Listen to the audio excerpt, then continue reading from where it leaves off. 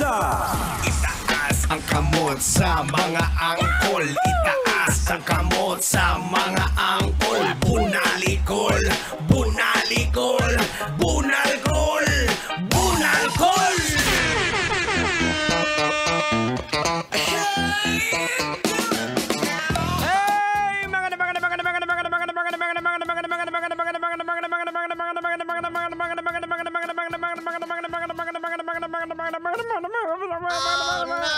Magandang gabi, Metro Manila! Oras mo natin, it is now 31 minutes makalipas sa oras ng alas 6 ng gabi! That's right mga kabisyo, sama-sama na naman po tayo hanggang alas 9 ng gabi. Again, sa lahat ng mga lutang! Konting-konti na lang. Huwebes na tayo ngayon. Bukas, Biyernes na. Makakatulog at makakapahinga ka na. No.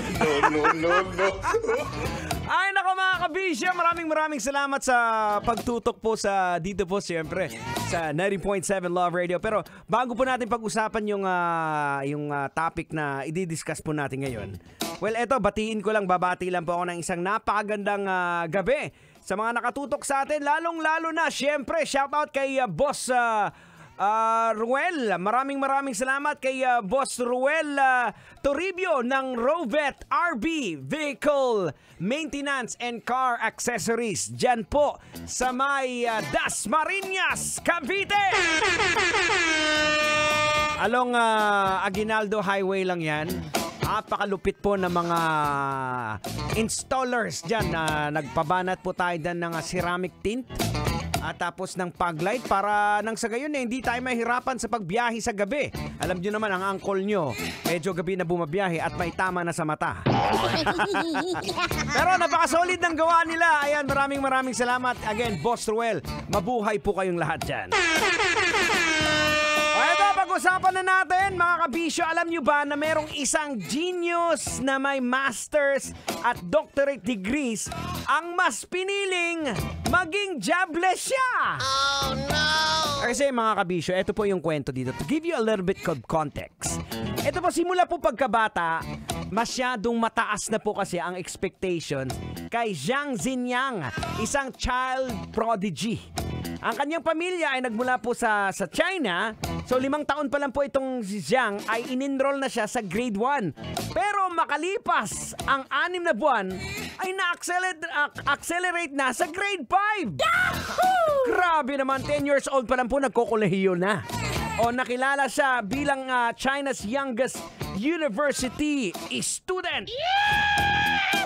Grabe naman ito mga kabisyo. Pero nasambit po ni Zhang, sabi niya, "My parents gave birth to me and imposed their dream on me, hoping that one day I could achieve what they wanted to gain in the past. They planned for my life for me, trying to make me think that they were leading me to do what I was wanted to do." Naku, nakakalungkot naman mga kabisyo. Tang! Logican na natin to, Tang! Ay, sige, banatan mo. Logican mo na yan. Logican na yan. Logican na yan. Alright, mga kabisyo, logican na natin to. Anong leksyon ang ating mapupulot? Anong aral ang ating madudukot? Well, mga kabisyo, ganito lang po yan. Huwag po nating ipilit sa iba ang gusto natin. Ang pwede natin gawin is, of course, is to inspire, motivate people, especially sa mga magulang. Pero hindi po natin pwedeng ipilit sa iba. We need to respect ang tinatawag nating free will of others. Kahit anak mo pa yan. Di ba, Uncle? Di ba, Manong Driver? Dapat nire-respeto natin yan. O maging sa Bible, the Bible emphasizes the importance of making choices and the consequence that comes with those choices. So, hindi natin pwedeng ipilit, anak, dahil ang pamilya natin, anak, ay mga teacher, mag-teacher ka na rin, anak. Ay nako, anak, dahil ang mga tita at tita mo nurse sa Canada, mag-nurse ka na rin, anak.